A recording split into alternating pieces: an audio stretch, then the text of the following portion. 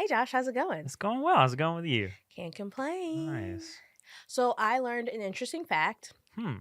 Nationwide, there is only 1.3% of black male educators in the school system. Wow. You don't think about it till you hear it. That's Yeah, wild. shockingly, 1% is Yeah. crazy. That's why I'm Yeah. excited. We're going to be talking to Brothers Empowered to Teach today. They're a local nonprofit that has been working to place black male teachers in the classroom. That's awesome. They have a new initiative called Pipeline 360. What's that? Pipeline 360 is similar to their previous initiatives, but the big difference is they're starting even younger by making the connection to high school students to start that conversation and engagement of getting them in the classroom, considering a profession in teaching. Cool. I love it. I'd love to hear what they have to say. Sweet. We're going to talk to Larry, the executive director, and Arianne, their COO from Brothers Empowered to Teach. Awesome. I'm excited to hear him, and let's bring him out. Where are you at? Missions by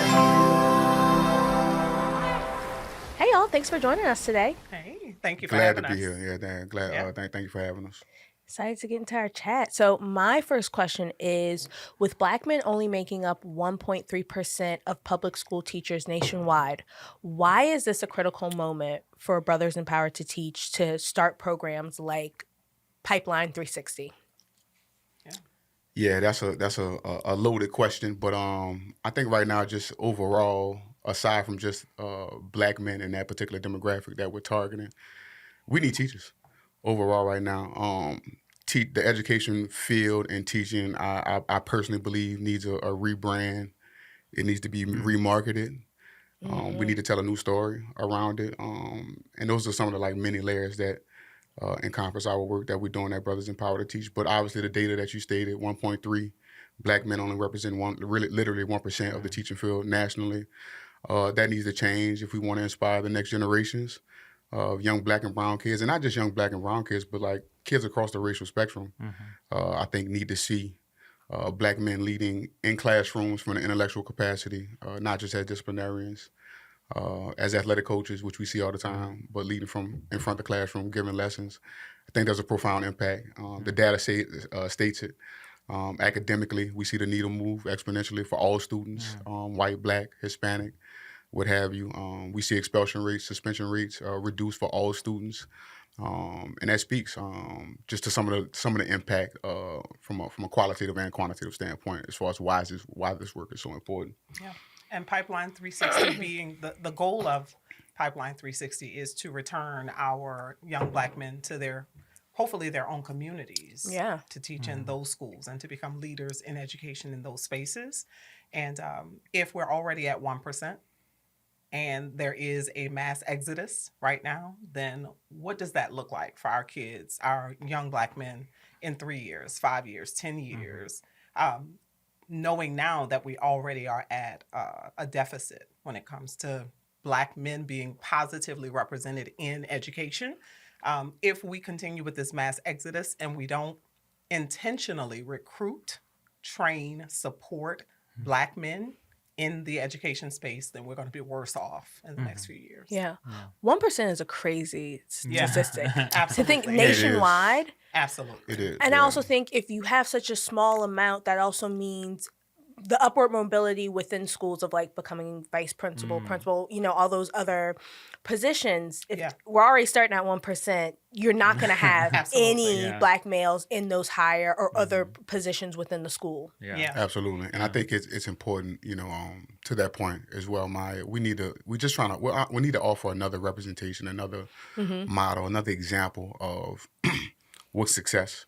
Another choice. Just too often, I know from my own personal experience and growing up in the city, and just I think many young black men can attest to not seeing other representations outside of sports, the streets, and music, right, and rap music. Outside of that, the limitations and the scope of possibility, and the conversations and dialogues. In my group, young black men, is not many other options. When we're talking about having barbershop talk and things of that nature, we don't see ourselves in too many other spaces, and we're just offering another representation, another option for young men, and giving them that affirmation that this is another option and this is something you can be as well, and we want you like K-12 wants you. I think that's really important. Yeah. And it even boils down to the workforce development. When you speak about that upward mobility and being able to move into roles that are more representative as far as administration or leadership, when our young Black men do not see that, then they are more likely to leave the space. Yeah. Yeah. When they don't see themselves in leadership, they don't see themselves in the classroom, that also means that they're not supported, they're not valued as highly in the classroom. So that causes, it's a ripple effect. And so our young men are going to, if we don't do something deliberately now, our young men are going to continue to drop out. Yeah, I mean, how does, I know you have this program, Pipeline 360, that you are here to talk about as well. And, within this mission, what in specific is different about this initiative compared to what you've already been doing to help get young Black men in the classroom? Yeah, we're really just pushing back the entry point. So historically, up until, we've been doing this work 10 years now. And for the most part, we've been engaging with college-aged or, rising freshmen, college freshmen and sophomores, and having them matriculate through our program and offer them the personal and professional development. But we just realized doing the work on the ground, being in classrooms, having the conversations and the dialogues with students, teachers, veteran teachers, mentors, we need to start the conversation a little bit earlier. So now we're backing up that entry point to high school and now engaging high school seniors, upperclassmen, and giving them another option while they're thinking about college and what their next step is and what their transition is out of high school. We want to give them another option, another avenue to be successful, and that's what we're doing. Yeah, and a lot of it is about exposure, about exposing them to the possibilities that they can find in education. One of the things that's done very well, especially here in the city of New Orleans, is exposure to the arts, exposure to marching bands and sports and all those things. So now through our organization, through Brothers Empowered to Teach and Pipeline 360, our goal is to do the same thing, is to, in a sense, rebrand education and make it, and if you would say, sexy for our young men to think that, hey, this is a viable path that I can choose and take care of my family and do well, right? So that's essentially what we're doing with Pipeline 360. Yeah, I mean, and too, because I guess what are within that, what is your methodology of trying to, especially opening up to high school students? What does that methodology look like as far as, getting them in the pipeline? So I think the separating factor is, you would have to be in college to get the full immersion of our programming. And I think we've been intentional about that. High schoolers have enough going on as far as making the decision to go to college. But our method is we have an undergraduate fellowship that we offer for our college students, where they get to, get exposure to real-time in-classroom experience, and we pay them in exchange for that. We give them stipends, we give them personal professional development. We take a holistic approach to working with folks. So we're not just creating educators, we're developing whole young men and giving them all the assets, characteristics that they need.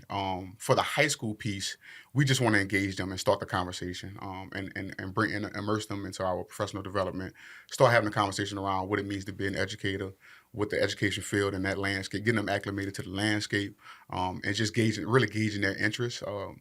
They have a lot of options at that point. You remember being in high school, being a senior, you thought the world was yours. We're just putting another option on the table and hope they make the decision and just make that option as sexy as any other option is going to law school or going to college or going to pursue their undergraduate degrees and things of that nature. So that's the delineating factor.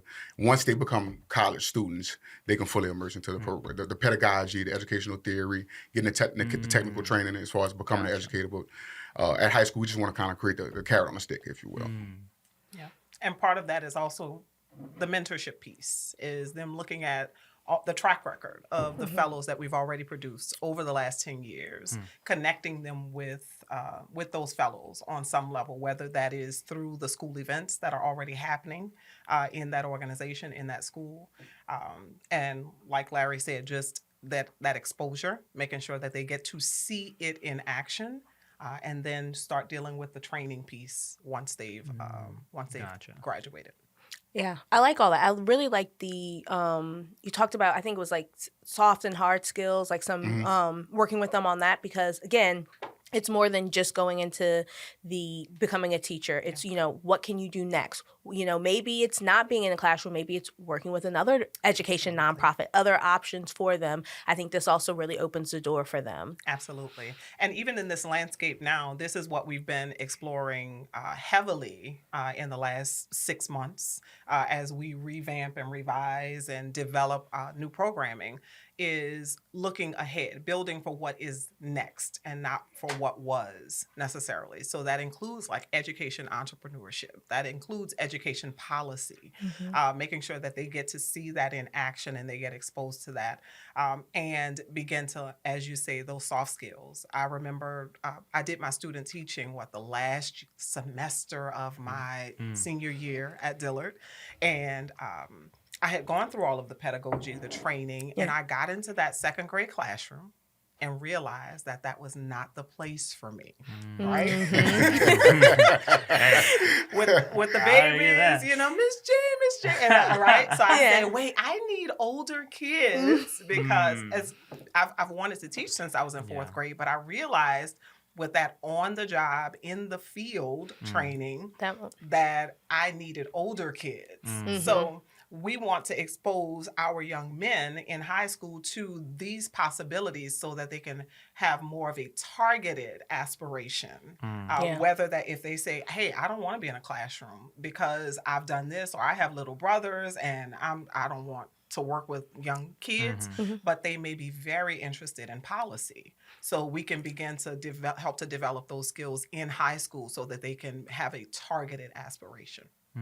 And so much of our work is like this holistic development, right? There's just so much, the soft skills, the hard skills. A lot of this work is adulting one-on-one as well. We're not just, you can't create a young educator, right, without creating a young adult. They go hand in hand. So needing those, how to handle yourself in professional spaces, networking, professional attire, just posture, punctuality. These are all of the things that we have to cover. It's a heavy pull, but it's definitely worth it.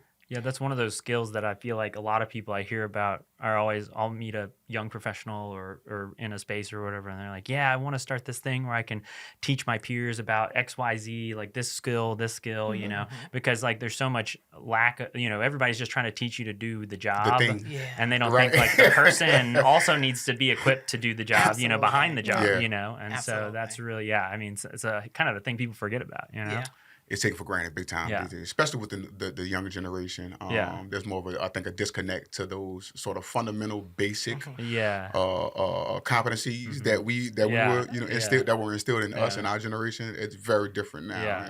Because that's what I was curious about. Is like, have you? I mean, in doing this, and I know you're at the early stages of it, but like, what are high school kids like these days? Really? I know I'm opening up a can. I'm just kind of, I'm just like, just a quick little, glance. Just a quick glance for those people watching that kind of like, need some like, from your experience with doing this program. I'll say extremely brilliant. Yeah.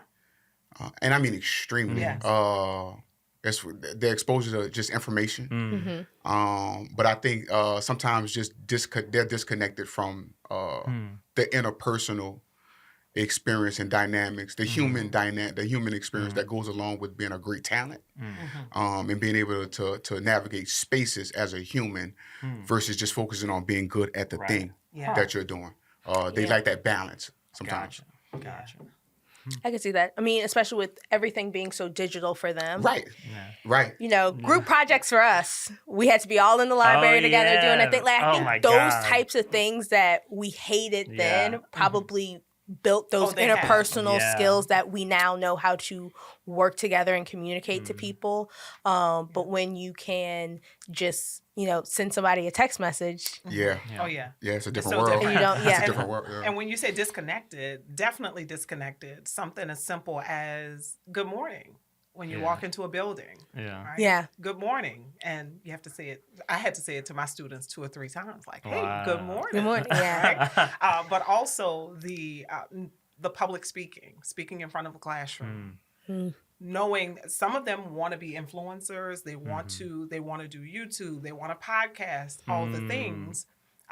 but are disconnected from the skill that it takes to speak. And to speak clearly and to communicate effectively. So brilliant, 1000%, definitely brilliant. But we've got a job to do, is to help them to polish and to develop some of those skills that that didn't come naturally because of the generation that they were born in. That's awesome. I love it.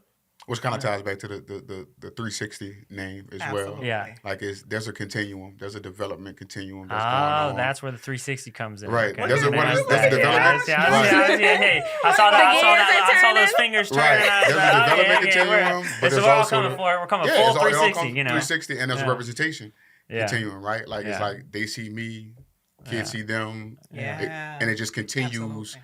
Down the line, man. So yeah, Pipeline 360. We're proud of it. Yeah. I love it. AKA P360. AKA P360. P360. If you want to be cool. Yeah. All right. You know, if you want to be with the kids, you know. I say I know that's what the high schoolers are calling it. That's all over Snap. P360. That's the tag. That's gonna be the tag. Yeah. I don't even keep Snap anymore, so I don't even know what's going on. Well, so piggybacking off that, I know the program hasn't fully launched yet, but I guess where the initial, where you are. I would say what? No, you are. Like you got first dibs. I am. On the initial, we get the hot takes. Program. I was like, all right. I was like, all right. No, Well, I didn't know. I didn't realize. I do look like a high schooler, so I get it. Where do you hope to see this? Where this program, and as it continues to grow, like what are you hoping to see kind of its impact be? That's another open-ended question. I think just changing the atmosphere and changing the climate, and the conversation, and it not being such a taboo conversation when we're talking about men, when we're talking about young Black men, in education. That's sort of like, a North Star, one of the North Stars that we have. I think our work has there's many byproducts and ramifications that come from if we have success doing this, and I think that'll be one of the biggest ones. Just shifting the climate to where it's not such a taboo conversation when we're talking about men and young Black men leading classrooms. Because obviously the data states what it states, and it's still, there's work to be done. I think in that regard. What would you say? You want to see? I would say that I would like to not have to have this kind of conversation in the next 5-10 years. To say that, hey, we have to actually have a conversation about the percentage of Black men that are in leadership in education. I would like to say in the next decade that this won't be as controversial.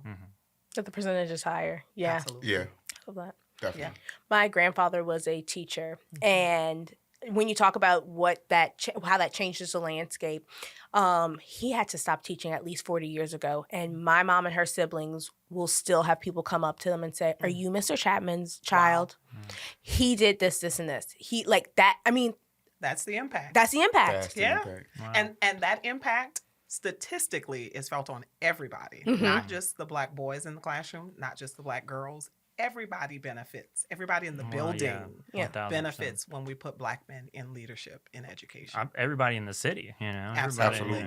Really. Yeah, because if you become a success, whatever your field is, as a child from that teacher, everybody wins, right? Yeah. 100%. 100%. Absolutely. Yeah. Butterfly effect, ripple effect. Yeah. 360. 360. He's got it. He's got it down. He's like, hey, listen. 360 That's impact. what I'm talking about. Absolutely. 360 community impact all the way across the board. Everybody wins. Yeah. Everybody wins. That's awesome. Yep. Yeah, because I think always too, it's like the mentorship angle of it is the part that is really strong. Because I mean, I bet that's, and I wonder too how many of those people just remember, their best teacher, not because of the subject that they taught, but at least for me, my favorite teachers were the ones that, were the ones that I got as a human, The connection. Yeah, that connection. That connection. And I think that is something that so many people underwrite and don't think about when it comes to education. Yeah. And so, yeah, that's awesome. Yeah, and it's hard to even really truly measure that. Yeah. What measurement sticks are we using to to measure how much of an impact a great educator, a good educator has on a community, on one individual. It's just such profound work and impact, so. And I'll bet that each one of us has a story Absolutely. Yeah. about an educator. Absolutely. So we are the success, of course, Yeah. but it's immeasurable. Yeah. It's We not know you something got that we one, can- Larry. yeah. Absolutely. Yeah. We talked about that. Yeah, we talked about that. We did. And another check out High Risk CEO. Subtle plug. You Yeah. know. He talks about that. Yeah, right? definitely. Yeah. I remember that conversation. Good conversation. Absolutely. Awesome. Yeah. So, how can people support this program or volunteer, connect with you guys specifically to support Pipeline 360? Absolutely. So I would say reach out to me directly. Don't reach out Come to me. Come to me. I am helping this man. Look. You gonna get lost in the sauce trying to find me. So reach out to me directly. My name is Arianne Craig Jolla, and my email address is Arianne, ARIANNE, at bet.org, bet as in BE, the number 2T.org. Or you can just call me, 504-982-7225. Wow, getting it all out You there. know? Yeah, people are ready. Reach What out ki- to me. And in the people that would like, what kind of people would you be looking for? Volunteers, Good question. Participants. What? Yes, we're looking for potential fellows. We're looking for potential partners, and we're looking for potential funders. So if a fellow who may be in high school or even post-high school that is thinking about education, that's the first person. Second, potential partners, maybe schools, organizations, leaders of schools, leaders of organizations that want BET to be in their space in some way, represented. And then third, funders who say, I'm neither one nor two, but I've got some cash that I want to send to the nonprofit to help this work move forward. Those are the three individuals we're looking for. Awesome. Yeah. I love it. Yeah. I gotta go. One.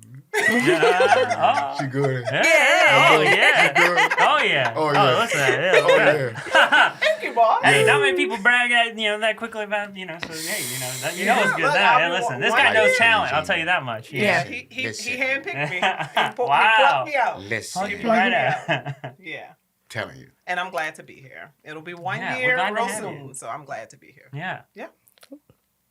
Well, now we have to know. I have to know from all Okay. of us. Uh-oh. That's our, All right. that's our question today. All right. Uh-oh. I want to know what your favorite subject in high school was. Why? And did you kind of like deviate from a path because of it? Would you have gone down? Why didn't you go down that path? Like if it's English, why didn't you become an English teacher or whatever it might be? Okay. That's layered. That's a layered Yeah, question. it is. Hey, just answer. I was like, my mind was just like, oh, I want to do all this the and this things, and this all and the this and this. things. All right, listen, I'll retract that statement. I'll just say, just give me your favorite subject. You was cool with the first Yeah, fragment. right, You was cool. All right, let's look. You Wait, was let me cool. retract that. Yeah, Retract. ready. for me, definitely was English, language arts, literature arts. Always been fascinated with storytelling and just the uses of language in general. I love words. I love talking, obviously. I love writing, and I did pursue it. I went to LSU, communications major, rhetorical theory and public address was my concentration. So I've been molded in some regard as well. I have a pedigree. Did a lot of writing, but I love language. It's always been one of those natural things that just come to me. Just love words. That's awesome. For me, Father Paulicki taught me Latin for 2 years. Oh, wow. Taught me Latin and thoroughly enjoyed it. Enjoyed the stories, and didn't pursue it because I just wasn't good at it. But I use it, and because I love English as well, Latin is so infused Yeah. that it helps me with English. But I did thoroughly enjoy Latin. You didn't want to become I guess there's not much you can do with Latin these days either. Teach you know? it. I mean, You can do Latin too. Yeah, hey, right? hey, You you can teach get teach in it, it, there. but I was not good enough Yeah. to teach Latin. Oh, I was wow. not good enough at Latin, but I I thoroughly don't believe enjoyed The that. it. passion was there, though. I enjoyed Yeah. the course. Yeah, I love it. We sending it back your way. So what's, All right. what's Yeah. In high school, I was not very studious. Okay. I struggled through high school. So my two favorite subjects were home economics and art. okay? Okay. I've been a Fun. creative since I was Yeah. little. Yeah. So it just tracks. And now I'm in Yeah. a creative field. So yeah. Cool. So I guess, you ended up pursuing it. I So, did. Yeah. I stayed the jewelry, course. The jewelry, the videography. Yeah. Yeah. Man, there's a lot of things that I like. I mean, I think the thing that I really enjoyed, but there just wasn't enough exposure to it, was human geography. Ooh. Which I always loved geography, but human geography was this I was really gonna say, did you say unique- human geography? Human That geography. sounds So it's like interesting. the study of it. One of the major fathers of it is this guy named Jared Diamond. But it's basically about how human interaction is affected by geography. Oh. And his book Guns, Germs, and Steel, it talks about a lot of different claims and stuff, but things like about how geography impacts how societies are built, and why some people develop and some don't, and why they all have these different geographical similarities. Long story short, not to go into that too deep, but I just didn't get exposed to it long enough to be. I think what was really fascinating about it was just learning about those connections, but I just it was my only one class. It was like a senior year class, and that was it. And then I was like, all right, well, going on to music, and then skipped out on the rest of it. But it was really cool. I think back of what could have been, and what subjects could it happen. sounds so intriguing. Yeah. Oh, yeah. Definitely I look have into to say, it. y'all had way cooler coursework. Listen, Where'd you go to school, Josh? in high school, Yeah. Mobile, Alabama, Mobile. UMS right, shout out to UMS right, yeah. Mobile. Mobile, Alabama. Where'd you go? Did you grow up here? St. Mary's Academy. Okay. Yeah, here in New Oh, Orleans. wow, all right. Yeah. Yeah. I don't know why I thought you went to Rumble.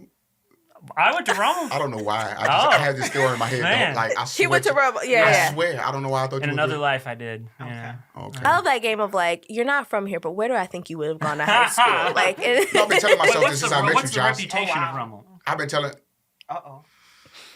Mary. What? Mary. What is yeah. that? It's just Metairie? Yeah, I don't. Yeah, maybe you're because your getting office. better. Maybe because your office. I don't know, man. I don't know. I didn't mean to. I don't even know I feel what like I don't even somebody know told what me Rummel is. that. You can't insult me yet. I'm gonna have to go The over high there and school. find out for myself. Well, yeah, Okay. I know the high school. I just Yeah. don't know much about its reputation or anything. Yeah, big powerhouse football, Catholic League Oh, okay. Catholic powerhouse. boys. Yeah. Yeah, I wasn't a Catholic, so I'd have been law. Okay.